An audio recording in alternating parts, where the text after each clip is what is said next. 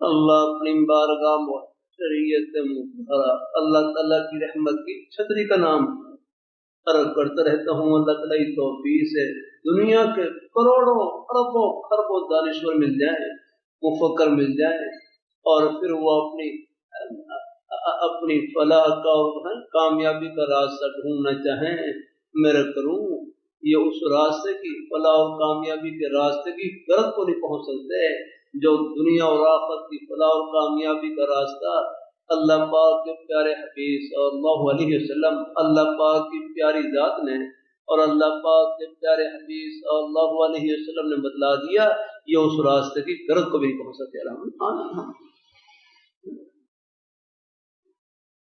اللہ اپنی مہربانی فرمائے، نہ سنا کریں دائیں بائیں کی باتیں نہ لگا،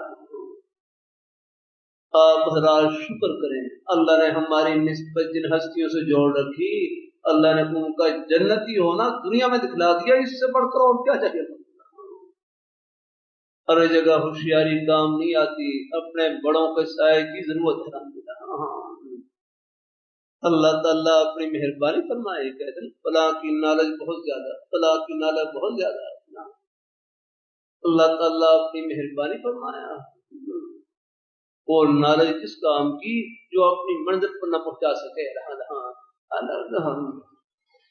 اللہ تعالیٰ اپنی مہربانی فرمائے، اللہ اپنی بارگاہ میں قبول فرمائے، اللہ اپنی بارگاہ میں قبول فرمائے۔ اللہ تعالیٰ اللہ ہم سب کو اللہ اپنے ایمان پر قائم رکھے، اللہ اپنے دین پر قائم رکھے۔